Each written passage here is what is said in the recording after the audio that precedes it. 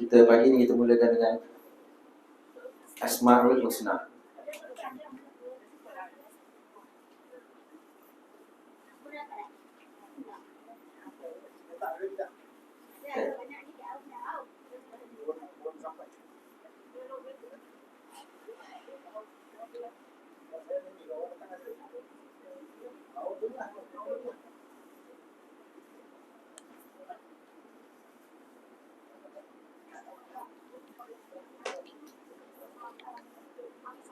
Baik, kita jalan guys, Asmaul Husna. Dah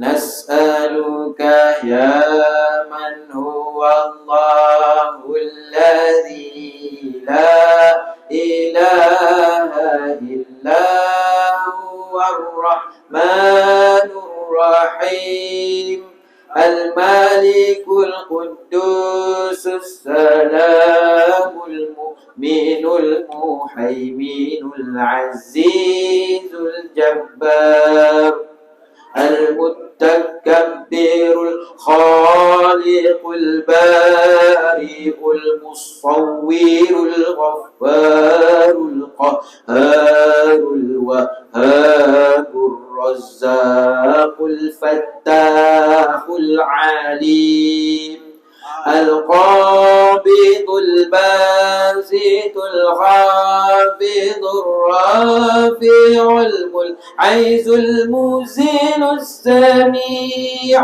البصير الحكم العدل اللطيف الخبير الحليم العظيم الغفور الشكور العلي الكبير الحفيظ المقيت الحسيب الجليل الكريم الرقيب المجيب الواسع الحكيم الودود المجيد الباعث الشهيد الحق الوكيل القوي المتين الولي الحميد المحصي المبدي المعيد المحيي المميت الحي القيوم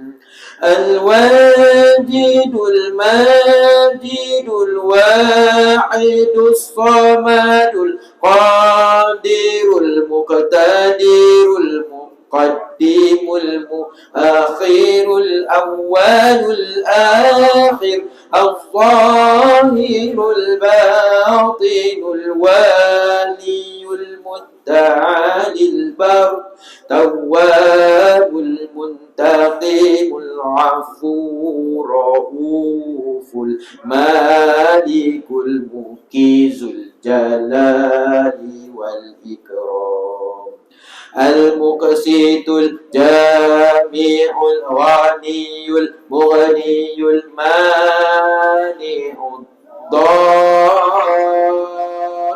النافع النور الهادي البديع الباقي الوارث الرشيد الصبور الذي ليس كمثله شيء وهو السميع البصير اللهم صل أفضل صلاة على أسعد المخلوقاتك سيدنا محمد وعلى آله وصحبه وسلم عدد معلوماتك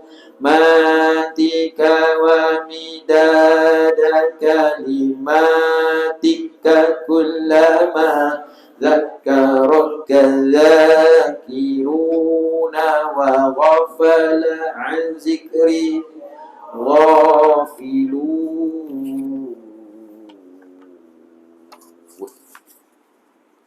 الفاتحة إلى أرواح والدينا ووالديكم وإلى أرواح المسلمين والمسلمات كافة عامة وإلى رد النبي مصطفى رسول الله صلى الله عليه وسلم سابق الكرام. الفاتحة. أعوذ بالله من الشيطان الرجيم. بسم الله الرحمن الرحيم. الحمد لله رب العالمين الرحمن الرحيم مالك يوم الدين إياك نعبد وإياك نستعين اهدنا الصراط المستقيم صراط الذين أنعمت عليهم غير المغضوب عليهم ولا الضالين آمين. أعوذ بالله من الشيطان الرجيم. بسم الله الرحمن الرحيم. الحمد لله رب العالمين والصلاة والسلام على أشرف الأنبياء والمرسلين وعلى آله وصحبه أجمعين. اللهم ارزقنا يا ربي فهم النبيين وحفظ المرسلين وإلهام الملائكة المقربين في عافية يا أرحم الراحمين. ربي زدنا علما وارزقنا فهما. وصلى الله على سيدنا محمد وعلى آله وصحبه وبارك وسلم والحمد لله رب العالمين. قال ربي اشرح لي صدري ويسر لي أمري واحلل عقدة من لساني يفقهوا قولي. ربي يسر ولا تعسر يا كريم. ربي يسر ولا تعسر يا كريم. ربي يسر ولا تعسر يا كريم. Assalamualaikum warahmatullahi wabarakatuh. Tuan-tuan puan-puan yang dirahmati Allah Subhanahu wa taala. Alhamdulillah pagi ini kita sambung semula kuliah kita menggunakan kitab Qalbun Salim, syarah bagi kitab Penawar bagi Hati. Muka surat 110. Tajuk besar dia iaitu berkaitan dengan anggota, iaitu yang perlu dijaga kemaluan. Kemudian tajuk cabang daripada itu kaedah menjauhkan perbuatan zina. Kemudian daripada tajuk kecil dia 100 muka surat 110, qala musannif rahimahullahu taala wa nafa'ana bi ulumi fid daraini amin. Ketiga, menjauhi pergaulan bebas antara lelaki dan perempuan. Daripada Sayyidina Ibnu Umar radhiyallahu daripada Sayyidina Ibnu Umar, Rasulullah sallallahu alaihi wasallam bersabda, la yahluwanna rajulun bi amra'atin illa kana thalithahuma asyaitan. Tidaklah seorang lelaki yang berdua-duaan dengan seorang perempuan kecuali yang ketiganya adalah syaitan. Menjauhi pergaulan bebas.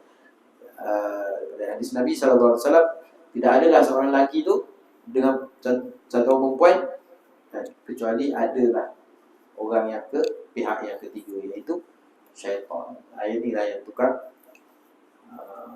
bakal lain. Dia lah tukang kipas, akhirnya terjebak. Kemudian yang keempat, menutup pintu atau jalan yang boleh membawa kepada zina. Dalam agama ia dipanggil dengan kaedah saddaz zara'i'. Ia bermaksud mana-mana pintu atau jalan atau cara yang boleh membawa kepada kerosakan, mafsadah seperti zina, adalah ditutup atau dihalang seperti yang telah disebutkan dalam kaedah 2 dan kaedah 3 sebelum ini. Allah Subhanahu wa taala berfirman, wala taqrabuz zina innahu kana fahishatan wa sa'a sabila. Dan janganlah kamu menghampiri zina, sesungguhnya zina itu adalah satu perbuatan yang keji dan satu jalan yang jahat. Al-Isra 17 ayat 32. Kelima, kaum lelaki termasuk suami, bapa dan lain-lain memainkan peranan mendidik ahli keluarga dan masyarakat serta bersungguh-sungguh untuk menjauhi zina. Daripada Sayyidina Usamah bin Zaid, Rasulullah sallallahu alaihi wasallam bersabda, ma taraktu ba'di fitnatan adarra 'ala rijali minan nisa. Tidaklah aku tinggalkan selepas peninggalanku satu fitnah ke atas lelaki, iaitu di tengah-tengah masyarakat yang lebih bahaya daripada fitnah perempuan. Fitnah perempuan. Banyak kita baca hari ini kisah yang nak kahwin, yang bujang. Jadi fitnah tu berluas. Yang keenam, berkahwin. Ini kaedah cara nak menutup ataupun nak mengelak, menjauhkan daripada perbuatan zina. Antaranya memiliki ilmu agama. Tapi orang yang ada ilmu agama pun kadang-kadang terjebak juga. Jadi bukan sekadar memiliki ilmu agama, cara untuk menjauhi daripada perbuatan zina, pertama ilmu agama, kedua jaga pandangan, yang ketiga menjauhi pergaulan bebas, kemudian yang keempat menutup segala pintu-pintu yang boleh membawa kepada zina, dan yang kelima kaum lelaki terutama suami, ibu bapa main peranan mendidik ahli keluarga Apa kata baginda Nabi sallallahu alaihi wasallam? Tidak aku tinggalkan selepas peninggalan baginda Nabi sallallahu alaihi wasallam. Nabi kata satu fitnah yang bahaya, iaitu daripada fitnah perempuan. Perempuan ni dia punya fitnah dia bahaya. Bukan fitnah, kata fitnah ni maknanya hasil daripada perempuan ni boleh mendatangkan satu fitnah yang besar. Yang keenam, cara nak mengelak daripada perbuatan zina, berkahwin. Allah Subhanahu Wa Taala berfirman, wa ankihul ayyama minkum was-salihina min ibadikum wa imaikum in yakunu fuqara ayughnihimullahu min fadlih wallahu wasi'un alim. Dan kahwinlah orang bujang dalam kalangan kamu. Orang bujang kahwinlah, Allah kata. Dan orang yang soleh daripada hamba-hamba kamu, lelaki dan perempuan, kahwin. Orang bujang. Antaranya kelebihan orang yang berkahwin,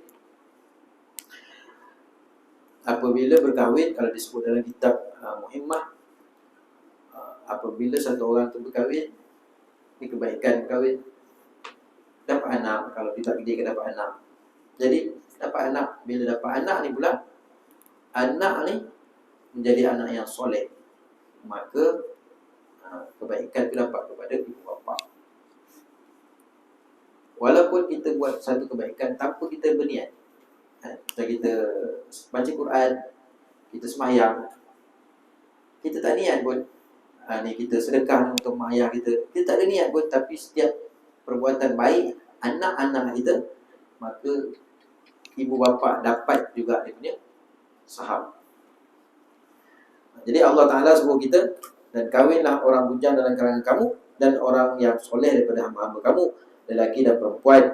Jika mereka miskin, Allah akan memberikan kekayaan kepada mereka daripada limpah kurnianya, kerana Allah Maha Luas rahmatnya lagi Maha Mengetahui.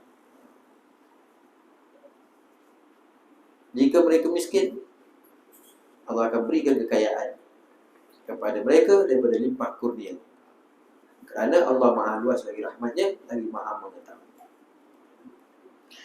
Rasulullah sallallahu alaihi wasallam menasihatkan pemuda dengan sabdanya, ya ma'syarash syabab, man istata'a minkum al-ba'ata falyatazawwaj fa innahu aghaddu lil basari wa ahsanu lil farj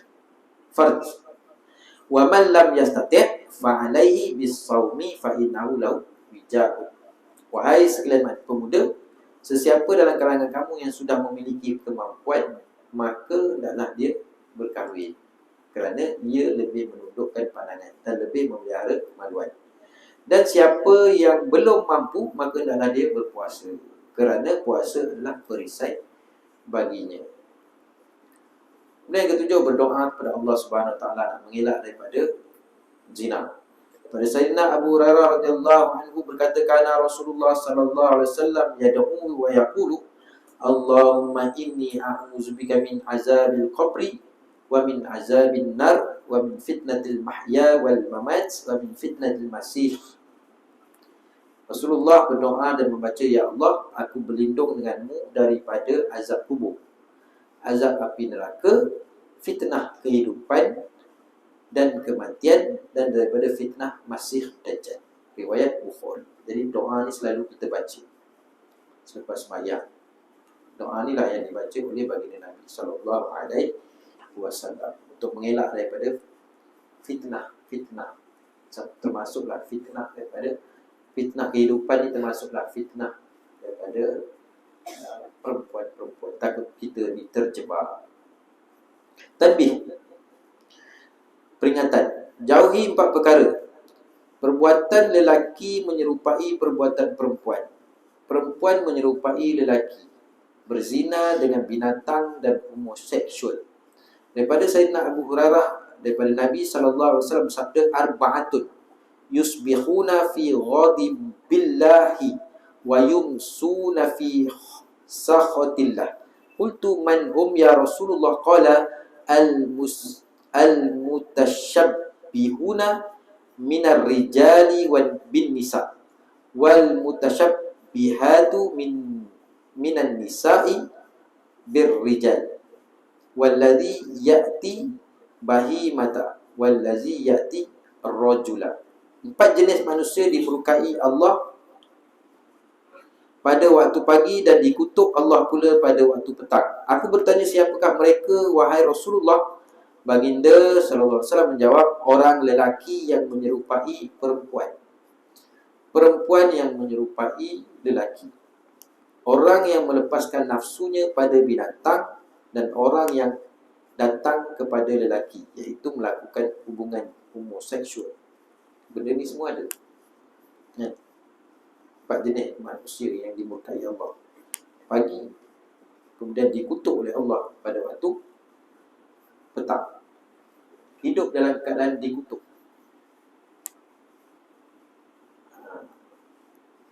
Siapakah mereka, wahai Rasulullah? Sahabat bertanya. Mereka ini lelaki menyerupai perempuan, perempuan menyerupai lelaki. Bersepah-sepah sekali. Kaya tu. Kemudian yang kedua, lelaki, orang yang melepaskan nafsunya pada binatang. Ada tak ada? Baru ni kena berapa kena penjara orang tua tu. Dan orang yang datang kepada lelaki. Ini golongan gay. Wallahu a'lam. Sebelum kita masuk tajuk fasal yang ke-6 dan fasal yang ke-7 berkaitan dengan anggota yang zahir yang perlu kita jaga, tangan dan kaki. Qala musannif rahimahullahu ta'ala wa nafa'na bi ulumi fid darain, amin. Tangan dan kaki, kebaikan tangan dan kaki yang berkaitan dengan dunia dan akhirat. Anggota yang zahir yang Allah kurniakan kepada kita, yang kita kena jaga, iaitu anggota yang 7 ni. Yang ke-6 tangan dan yang ke-7 kaki. Ketahuilah Allah SWT telah menjadikan kedua tangan dan kedua kaki untuk beberapa kebaikan dan kebaikan dunia dan akhirat.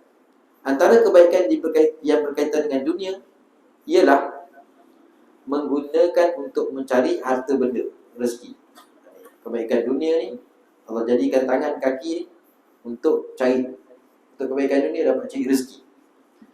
Dalam kitab asal, tengok nota kaki dia, dalam 1.6, dalam kitab asal kebaikan yang berkaitan akhirat diletakkan terlebih dahulu daripada dunia. Okey, ni maknanya dia kata dalam kitab penawar bagi hati yang asal, yang jawi tu ataupun yang rumi, tapi tajuk kitab penawar bagi hati tu, dalam kitab tu dia tulis, ketahuilah Allah SWT menjadikan kedua tangan beberapa kebaikan akhirat dan dunia. Tapi dalam kitab ni dia tukar, dunia dulu, lepas tu akhirat. Kemudian kebaikan Allah kurniakan tangan ni dan kaki ni untuk dunia ni cari rezeki. Kemudian nota kaki, faedah. Rezeki ada 4 jenis. Rezeki yang Allah Ta'ala bagi ke kita ni ada 4 jenis. Pertama, matmunun, iaitu sudah dijamin. Rezeki yang sudah dijamin. Rezeki ini seperti makanan yang boleh diperoleh tanpa mencarinya untuk membolehkan seseorang beribadah kepada Allah Subhanahu Wa Taala. Allah Subhanahu Wa Taala sudah menjaminnya kerana dialah yang memerintahkan hamba untuk beribadah. Sudah pasti dialah yang menjamin rezeki. Rezeki ni, ada rezeki yang tak cari pun kerana rezeki itu datang. Contohnya macam orang yang sekarang ni terlantar di hospital, kan? Orang yang kat hospital kan, dia tak ada pun nak sibuk nak cari rezeki. Tapi sampai masa kan, cik, bangun cik, makan. Malah rezeki je datang. Ada ke nak kat hospital mikir, orang makan hari ni, dia tak keluar kerja ni, kan? Tak ada. Rezeki tu datang. Satu hari ni dalam kisah ni, dalam kita hikam, ada satu orang ni, dia fikir, dia kata, aku ni sibuk nak keluar kerja cari rezeki. Kalau aku dapat fokus, tak payah aku kerja, rezeki datang kan, aku boleh fokus kepada ibadat je. Dia ni seolah-olah macam sebenarnya dah ditakdirkan dia ni kategori orang yang kena keluar cari rezeki. Ibadat dia kena cari rezeki. Tapi dia merasakan aku ni kalau tak payah cari rezeki datang. Cari dapat makan mana ada makanan lah. Maka pagi makan roti, tak payah kerja. Dia boleh fokus ibadat. Jadi ditakdirkan oleh Allah SWT, dia ni kena fitnah, kena tangkap, masuk penjara. Hari-hari dapat roti. Maka terfikir dia terfikir bahawa Allah Ta'ala bagi dia makom yang dia kena cari rezeki. Lepas tu dalam masa yang sama dia boleh buat ibadat. Tapi dia nak makom dia tak cari rezeki, ibadat je. Allah Ta'ala bagi, duduk dalam penjara, rezeki datang kan? Tapi dia pula rasa tak pasti. Maknanya dia rasa dia silap aku rupanya Allah Ta'ala letak aku tempat tu betul, tapi dia komplain. Nak tak kerja, ada makan, duduk dalam penjara. Duduk kan, tak ada nak poning-poning. Kalau nak lagi, yang tak payah kat penjara mungkin ada lah, kena kerja sikit-sikit, duduk hospital. Rezeki memang datang. Dah tengah hari ni makan cik. Jadi rezeki tu lah, dia ada kata sini, rezeki yang sudah dijamin. Tapi kalau sampai terputus tu, maknanya kita dah mati je.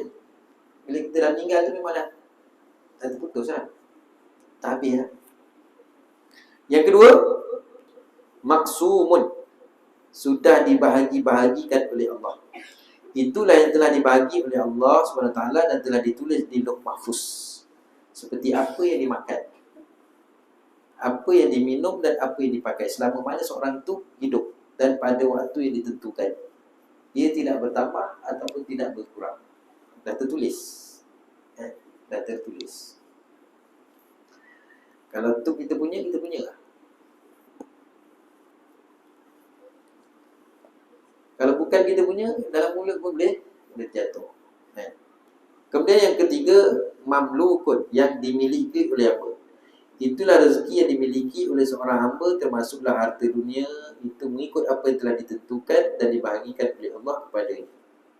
Kemudian rezeki yang mau'udun, yang dijanjikan oleh Allah. Itulah rezeki yang dijanjikan oleh Allah kepada hamba-hambanya yang bertakwa. Jadi faedah, amalan memudahkan rezeki. Cerita amalan untuk murah rezeki. Saya dapat amalan yang untuk murah rezeki ni, rezeki mencurah-curah ni, iaitu selawat Allahumma salli ala Muhammad wa ala ali Muhammad 400 kali selepas isyak. 400 kali selepas isyak. Jadi kita nak kita nak cakap pun, melainkan kita sendirilah kena buat. Kita sendiri kena buat. Barulah kita tahu dia punya macam mana kita sendiri buat. Macam solat duha juga. Solat duha banyak kelebihan dia kan? Tapi kita cerita pun, kita tak akan dapat rasa kalau kita sendiri tak buat. Jadi antara amalan untuk rezeki, murah rezeki mencurah-curah ni, selawat selepas isyak 400 kali. Jadi kita kena standby. Tak apalah, lebih tak apalah, tapi saya batas bayar. Pastikan sebelum tidur tu settle 400. Kemudian, yang ni amalan memudahkan rezeki. Bacalah setiap bacaan di bawah sebanyak 7 kali, iaitu wa may yattaqillah. Ini kalau tak silap ayat apa? Ayat 1000 dinar. Wa may yattaqillaha yaj'al lahu makhraja wa yarzuqhu min haitsu la yahtasib wa may yatawakkal 'ala Allahi fa huwa hasbuh innallaha balighu amri qad ja'ala Allahu likulli syai'in qadra. Ayat 1000 dinar, baca sebanyak 7 kali setiap pagi. Ayatakillah, memang ayat 1000 dinar ni masyhur lah. Kan? Wa may yattaqillaha yaj'al lahu makhraja wa yarzuqhu min haitsu la yahtasib. Tawakkal 'ala Allah fa huwa hasbuh. Innallaha balighu amrihi qad ja'ala Allahu li kulli syai'in qadra. Dan siapa yang bertakwa kepada Allah dengan mengerjakan suruhannya dan meninggalkan larangannya, nescaya Allah akan mengadakan baginya jalan keluar daripada segala perkara yang menyusahkan, serta memberikan rezeki dari jauh yang baik, tidak dari jalan yang tidak terlintas di hatinya. Dan ingatlah, sesiapa berserah diri bulat-bulat kepada Allah, maka Allah akan cukupkan baginya untuk menolong dan menyelamatkannya. Sesungguhnya Allah tetap melakukan segala perkara yang dikehendakinya. Allah telah menentukan kadar dan masa bagi berlakunya setiap-tiap sesuatu. Yang ni boleh tanda lah kan, buat tanda bintang tu. Hafal kan, amalkan setiap pagi 7 kali. Ada doa yang Nabi yang selalu kalau lepas subuh saya akan baca tu kan. Hasbiyallahu la ilaha illa huwa alaihi tawakkaltu wa huwa rabbul arsyil azim. Hasbiyallahu la ilaha illa huwa alaihi tawakkaltu wa huwa rabbul arsyil azim. Itu doa tu kan Nabi suruh baca 7 kali pagi, 7 kali petang. Siapa yang baca, walaupun dalam keadaan dia baca dalam keadaan keyakinan yang penuh ataupun tanpa keyakinan, dengan kelebihan doa tadi, maka dia akan dipermudahkan segala urusan dunia dan akhirat. Hasbiyallahu la ilaha illa huwa alaihi tawakkaltu wa huwa rabbul arsyil azim. Hasbiyallahu la ilaha illa huwa alaihi tawakkaltu wa huwa rabbul arsyil azim. Baca 7 kali. Kan?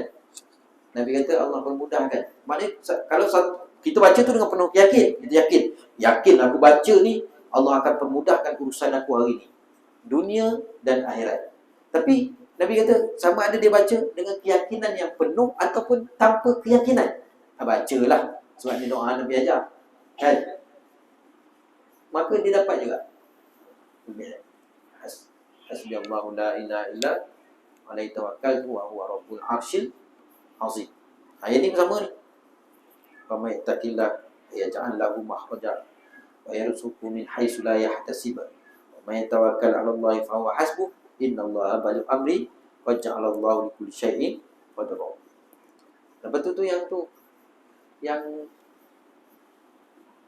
Bismillahirrahmanirrahim la yadurru ma'asmi syai'un fil ardi tu. Baca lah, jangan tak baca. Pagi petang 3 kali tu. Sebab tu doa memang Nabi kata dah. Siapa yang baca tu 3 kali pagi, 3 kali petang tu, dia tidak akan ditimpa mana-mana musibah yang datang secara mengejut. Jadi kita ni dalam keadaan hari ni, Covid ni tak apa-apa nama dah sekarang ni kan. Lepas Mprop apa tak macam-macam dah ni. Jadi kita jangan lupa amal dengan doa. Itulah kita punya dinding kita.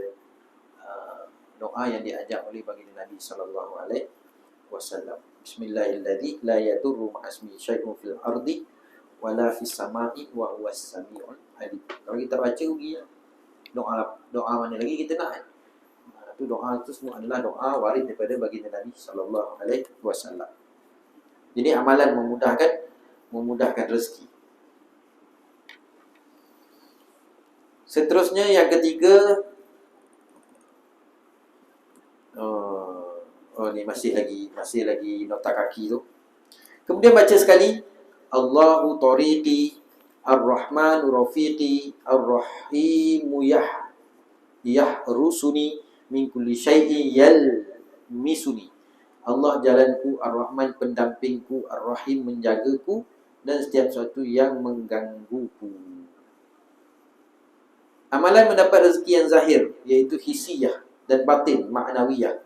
Al-Imam Umar bin Saqaf telah menyebut faedahnya dalam kitabnya Tafrij Al-Qurub. Sesungguhnya antara amalan yang selalu disuruh dan dilazimi oleh orang soleh ialah Ya Fattahu, Ya Razzaq, Ya Kafiyu, Ya Mughni. Wahai yang membuka, wahai yang memberi rezeki, wahai yang mencukupkan, wahai yang kaya. Baca setiap pagi.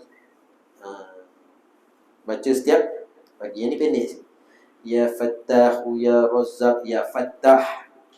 Ya Fattah yang membuka, Ya Razzaq yang memberi rezeki, Ya Kafi, yang mencukupkan, ya Mughni, yang maha, yang wahai yang kaya. Ni semua nama Allah lah, kan? Nama Allah, nama Allah tu, Allah tu nama Tuhan. Nama Tuhan Allah tu ismu zat, nama zat dia Allah. Ismul A'zam, nama yang terbesar sekali. Tapi Ar-Rahman, Ar-Rahim, Al-Malik, Al-Quddus, Ar-Razzaq tu nama-nama bagi sifat dia. Ya Fattah, Ya Razzaq, Ya Kafi, Ya Mughni. Ia mujarab untuk mendapat rezeki yang zahir dan batin, dibaca setiap pagi. Ini amalan lah. Ya Fattah, Ya Razzaq, Ya Kafi, Ya Mughni. Kemudian seterusnya kita balik ke asal dia yang atas balik. Dua, menggunakan kedua tangan dan kaki untuk memenuhi segala dan keinginan. Ketiga, menjaga diri daripada mudarat seperti berlari dengan kaki, daripada binatang buas, dan mengelak dengan tangan kejahatan orang yang memukul. Ini kegunaan kaki dan tangan untuk dunia. Jaga diri daripada mudarat, daripada binatang buas, contohnya. Antara kebaikan berkaitan dengan akhirat, tangan dan kaki ni, apa pula kebaikan untuk akhirat? Kita buat kat dunia tapi dia punya dapat akhirat nanti. Pertama, menggunakan kaki untuk semua tujuan yang baik, seperti berjalan ke masjid atau ke tempat pengajian ilmu. Macam ni maknanya kita telah menggunakan kaki, tangan untuk akhirat. Walaupun kita atas dunia ni, tapi dia punya kebaikan tu untuk akhirat, sebab akan ditulis kebaikan. Atau tempat mengaji ilmu, dan memberi manfaat berperang di jalan Allah, iaitu fisabilillah, pergi menunaikan haji dan umrah, ziarah, menziarahi, menghubungkan tali silaturahim, menghubungkan silaturahim. Hubungan silaturahim ni yang ada hubungan rahim dengan kita, adik-beradik, kan? Itu silaturahim. Kalau kita ziarah kawan-kawan ni, kita sedih silaturahim dan silaturahmi. Jadi nota kaki, apakah pentingnya menyambung tali silaturahim? Ikatan rahim tu, dari rahim yang sama. Apa pentingnya? Kalau dalam hadis Nabi kata, setiap Isnin dengan Khamis, amalan kita ni akan dibentangkan di hadapan Allah Subhanahu wa Ta'ala. Hari Jumaat, amalan kita, selawat kita dibentangkan di hadapan Nabi. Hari Isnin dengan Khamis, amalan kita dibentangkan di hadapan Allah. Tetapi Allah perintahkan malaikat supaya jangan diangkat, jangan dipandang pun amalan orang yang ada memutuskan silaturahim. Jangan angkat pun. Jadi kesian. Orang yang memutuskan silaturahim ni, mungkin dia ada masalah dengan mak saudara ke, dengan adik-beradik, kan, bergaduh ni, tak bertegur ni, tapi dia baik. Masjid tak tinggal. Kalau kat rumah tu kitab penuh ni, kitab kan, orang mengaji, mana dah kitab tu, Quran baca. Tapi dia dengan adik-beradik, dia tak bertegur siapa ni, ada masalah. Allah perintahkan malaikat, jangan pandang pun amalan dia, jangan ambil, jangan angkat. Sedangkan amalan kita ni dibentangkan kepada Allah Isnin, Khamis, dibentangkan. Tapi amalan Mamat ni tak dipandang, kesian. Bayang kan, dia punya semayang tu sampai hitam-hitam ni. Umrah, boleh kata tahun depan pergi umrah, tahun ni awal tahun pergi, hujung tahun pergi umrah. Sedekah dia lah banyak sponsor. Puasa Isnin Khamis, puasa. Tapi rupanya amalan tu tak terangkat. Cuba bayangkan, kesian tak kesian? Siapa dia? Orang yang memutuskan silaturahim.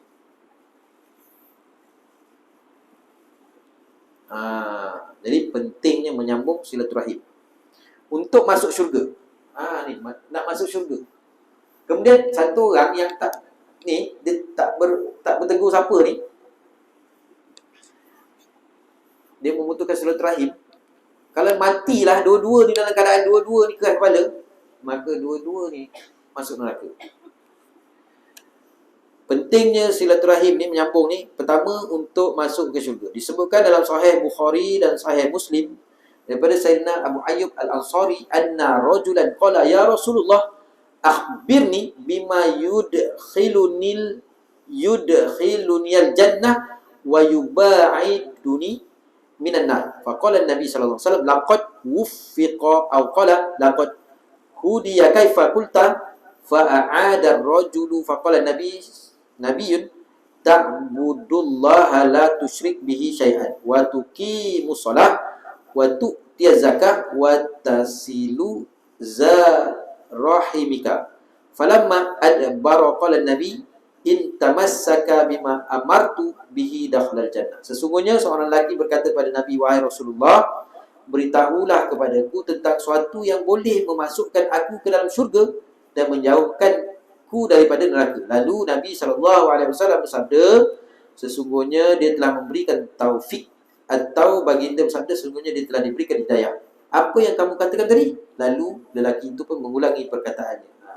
Lelaki ditanya kepada Nabi, Nabi kata ni, sesungguhnya diberi taufik, diberi hidayah.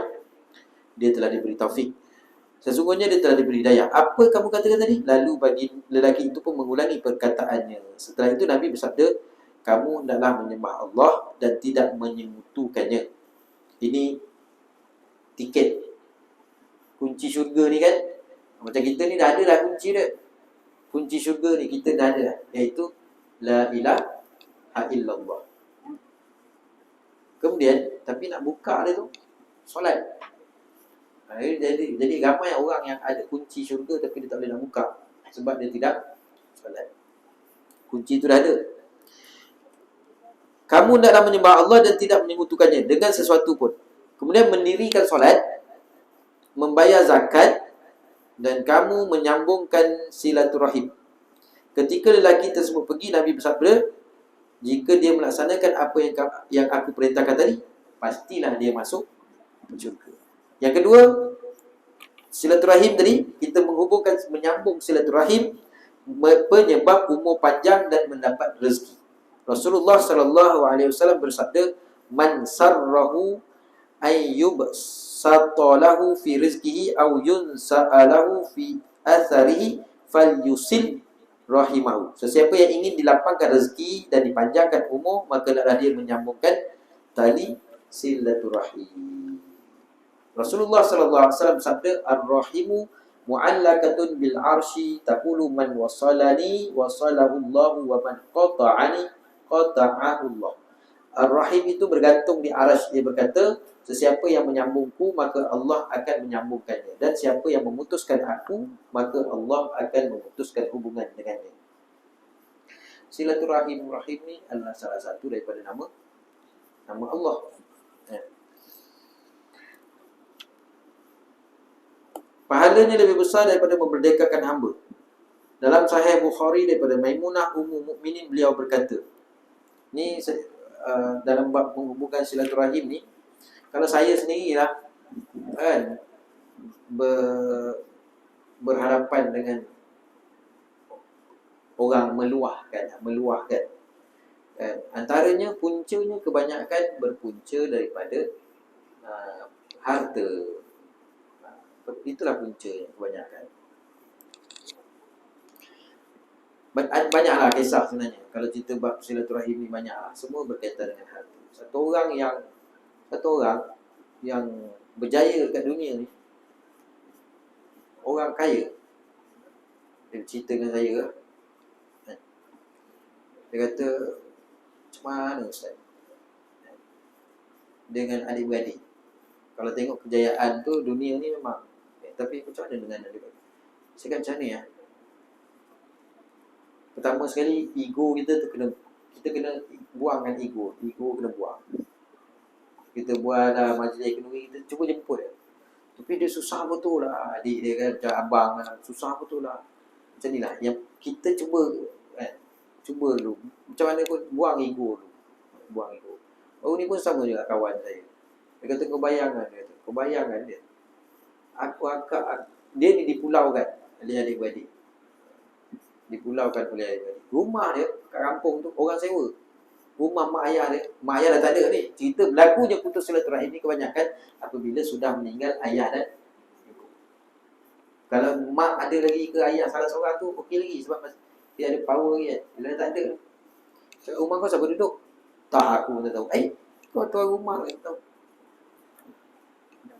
Tak tahu. Well, dia tak tahu sebab apa dia kata aku ni memanglah jahat, tapi tak kebayangkan sampai akak aku meninggal, adik-beradik aku satu pun tak beritahu aku. Akak meninggal, dia dipulaukan lah. Lepas tu saya kata macam mana bincang dengan adik-beradik, adik-beradik tak boleh tengok sekolah, masing-masing sekolah tinggi-tinggi ni susah.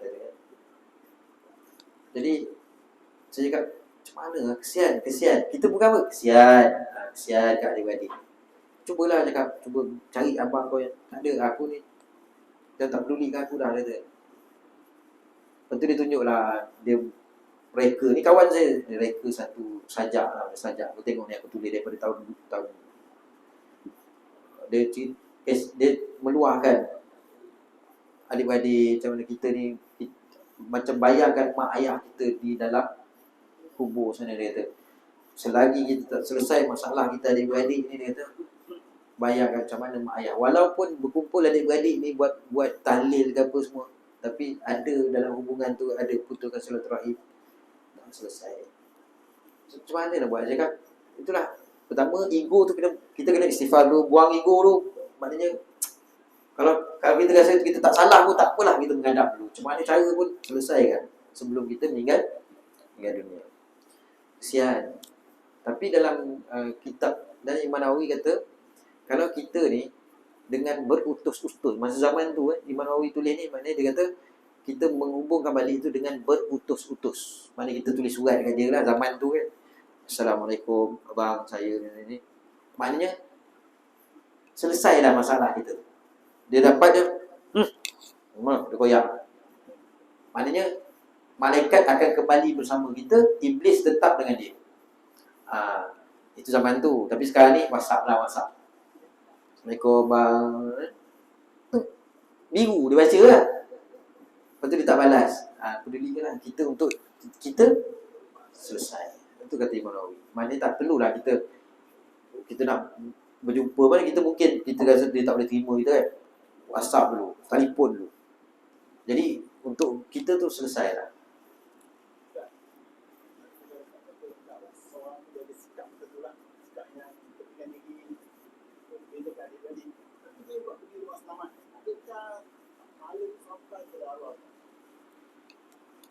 Adik-beradik yang lain lah yang putus tadi tu.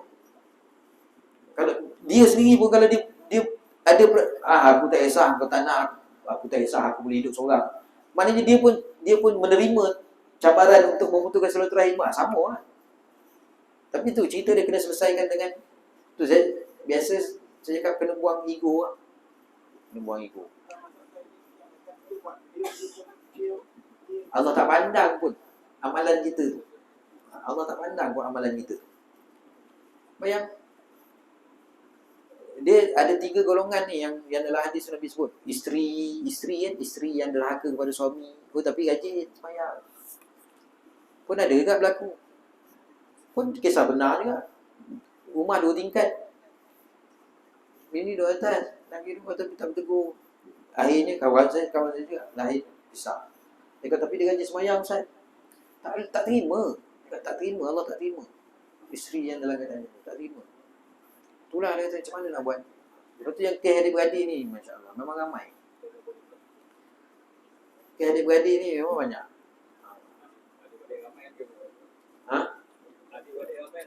Oh ya Allah. Tu lah macam mana kena nak masing-masing tu lah. Ego tu nak kena nak turunkan, istighfar banyak-banyak.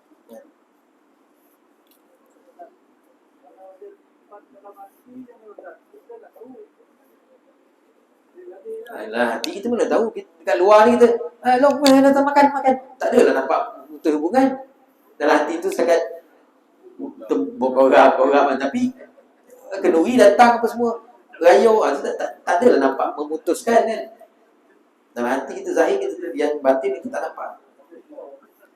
Tapi itulah cerita dia memang Masya Allah, realiti banyak berlaku lah. Tapi memang punca dia kebanyakan harta pusaka. Aduh, letih tu.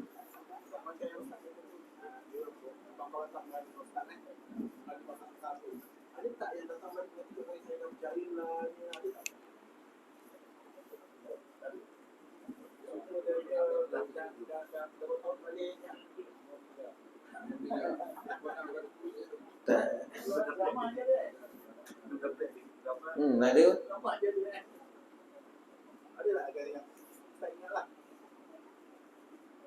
Tak ada kot.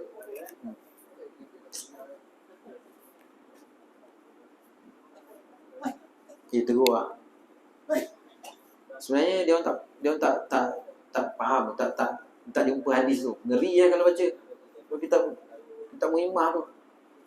Dia kata setiap, maknanya amalan setiap anak Adam ni akan sebab tu kita hari Isnin kalau boleh kita puasa sunat, Khamis tu puasa sunat sebab kita nak amalan kita tu cantik.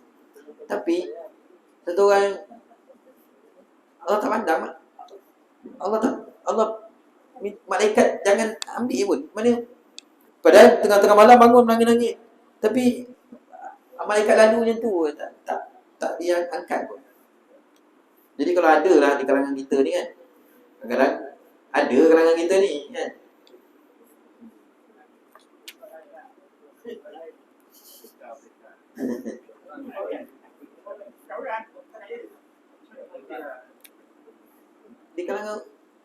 di kalangan ustaz pun ada kan? Ustaz tu dengan adik-adik dia tak, bukan mana bukanlah sekadar macam ni tadi disebut kan, mengelak bab zina tadi kan, mendalami ilmu agama. Dia tak cukup sangat tu je. Lepas tu menjaga pandangan dia banyak lagi. Bukan sekadar mengetahui. Mudah-mudahan taklah kan. Pahala lebih besar daripada memerdekakan seorang hamba. Dalam Sahih Bukhari daripada Maimunah Ummul Mukminin, beliau berkata, ya Rasulullah, asy'arta anni aqtaqtu walidati qala aw fa'alti qalat na'am qala amma innaka law aqtaitiha ahwalaki kana a'zama li ajriki. Wahai Rasulullah, apakah tuan tahu yang aku telah memerdekakan hamba? Nabi bertanya, apakah kamu telah melaksanakannya? Dia menjawab, ya. Nabi bersabda, sekiranya kamu berikan hamba itu kepada bapa-bapa saudaramu, maka itu akan lebih besar pahalanya kepadamu. Sambunglah hubungan silaturahim dengan kaum kerabat kita walaupun mungkin mereka memutuskannya. Cuma maksud menyambung silaturahim ni yang dah putus. Kalau yang tak putus ni kita merapatkan tu kan, baguslah kita ziarah, merapatkan tu ada dia punya kebaikan. Tapi yang besar ni iaitu yang dah putus, kita menyambungkan. Itu maksud menyambungkan silaturahim. Kalau yang tak putus ni memang kita berjaya raya tu tak putus. Memang kita dah sentiasa kan. Ini yang dah sekat ziarah, nak pergi mana makan buat goreng sikit Ami. Ayolah. Pergi menyambung silaturahim. Itu bukan menyambung, itu kita pergi kan. Ni yang susah ni, sebab tu ganjaran dia besar. Iaitu menyambung yang dah putus. Sambunglah hubungan silaturahim dengan kaum kerabat kita walaupun mungkin mereka telah memutuskan. Seorang lelaki datang berjumpa Rasulullah sallallahu alaihi wasallam dan berkata, ya Rasulullah, innali qarabatan asiluhum wa yaqta'uni wa uhsinu ilaihim wa yusi'una ilayya wa ahlumu anhum wa yajhaluna alayya. Faqala la in kunta kama qulta fa ka'annama tusiffuhum al-mal wala yazalu ma'aka minallahi zahirun alaihim ma dumta ala zalika. Wahai Rasulullah, aku mempunyai kerabat, aku menyambung hubungan dengan mereka, tetapi mereka memutuskanku. Aku berbuat baik kepada mereka, tapi mereka buat buruk terhadapku. Aku berlemah lembut dengan mereka, tapi mereka kasar terhadapku. Lalu Nabi SAW sabda, sekiranya kamu seperti apa yang telah kamu katakan, maka ialah seolah kamu menyuapkan mereka dengan pasir panas, dan Allah akan sentiasa menjadi penolongmu selama mana kamu melakukan perkara tersebut. Kita nak buat baik, dia ni seolah-olah kita tu menyuapkan dia. Bukan kita suap dengan pasir panas, sebabkan dia tu kita buat baik, dialah dapat dosa dia, orang yang menolak ni. Imam Al-Haddad menambah, ni lain, dia punya haji dan umrah, ziarah muzarahi, menghubungkan tali silaturahim dan lain-lain. 149 dan lain-lain itulah dia punya tu, nota kaki bawah tu. Imam Al-Haddad menambah, pergi ke tempat-tempat kebajikan. Itu maksud menggunakan tangan dan kaki tadi ke tempat lain. Contoh, pergi ke tempat-tempat kebajikan, memenuhi hajat dan keperluan kaum muslimin dan menunaikan hak-hak mereka, melawat orang sakit dan menghantar jenazah ke kubur. Yang kedua, menggunakan tangan untuk menulis kitab dan mengajar, bersalam dengan orang yang soleh, mencegah kemungkaran dan lain-lain. Kemudian kita tengok nota kaki dia. Dalam kitab Tanbihul Ghafilin, Tanbihul Ghafilin kitab peringatan lah bagi mereka yang lalai, yang Syekh As-Samarkandi dia tulis kan, kitab Tanbihul Ghafilin. Sebenarnya kitab Tanbihul Ghafilin banyak. Ada yang cerita tentang dosa-dosa besar, tapi yang kita kat surau tu yang siapa je, Ustaz Zamani, kitab Tanbihul Ghafilin tu, mungkin kitab tu lah yang disebut. Dalam kitab Tanbihul Ghafilin, muka surat 323, disebut bahawa Imam Ghazali berkata, yuqalu man jalasa ma'a samaniyati asnafin minan nas zadahullahu samaniyata asya. Man jalasa ma'al aghniya zadahullahu hubbad dunya warraghbata fiha. Wa man jalasa ma'al fuqara zadahullahu syukra warridha bi qismatillahi ta'ala. Wa man jalasa ma'al sultan zadahullahu kibra wa qasawatal qalbi. Wa man jalasa ma'an nisa zadallahu al-jahla wasyahwat wal maila ila uqulihinna. Wa man jalasa ma'as sibyan zadallahu al-lahwa wal mizah. Wa man jalasa ma'al fusaq zadallahu al-jur'ata 'ala az-zunubil wal ma'asiya wal iqdama 'alaiha wa taswifa fit taubah. Wa man jalasa ma'as salihin zadahullahu raghbata fi ta'ati wajtinabal maharima. Wa man jalasa ma'al ulama zadahullahu ilma wal wara'. Dikatakan sesiapa duduk bersama 8 orang, kumpulan manusia, Allah akan memberikan 8 perkara. Ni kita nak berkawan dengan siapa, nak duduk dengan siapa. Imam Ghazali sebut. Ini memang betul.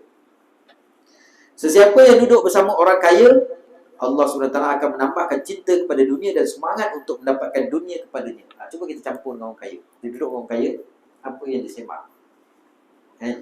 Jadi kita pun akan jadi cintakan dunia. Duduk dengan orang kaya, kita pun akan menambahkan cinta kepada dunia. Sebab dia akan sembang cinta yang dunia.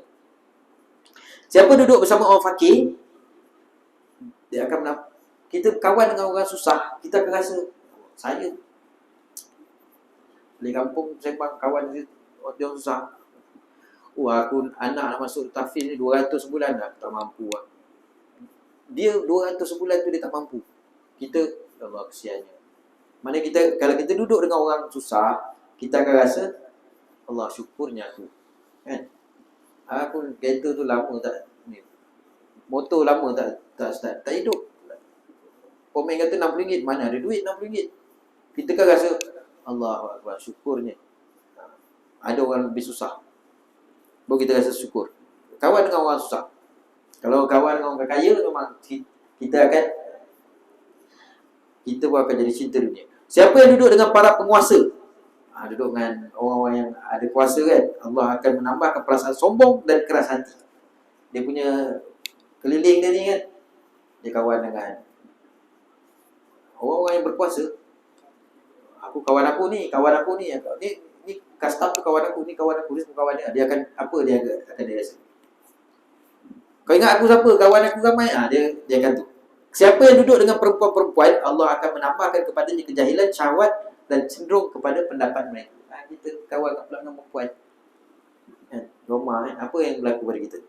Siapa yang duduk dengan anak-anak kecil, Allah akan menambahkan kelalaian dan selalu bergurau. Ada kawan dengan budak-budak pula. Kan? Jadi kita macam budak-budak lah. Jadi lalai lah. Siapa yang duduk dengan orang fasik, Allah akan tambahkan berani buat dosa, maksiat serta mendorong diri untuk melakukan maksiat tapi menunda-nunda akan taubat. Cuba duduk dengan orang fasik.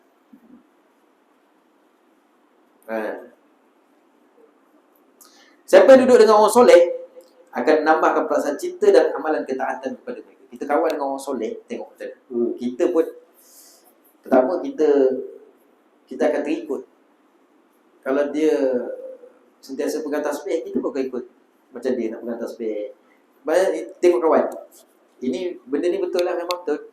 Cuba kita kawan dengan ahli-ahli surau, ahli kuliah, ahli jemaah kan, kita akan ni.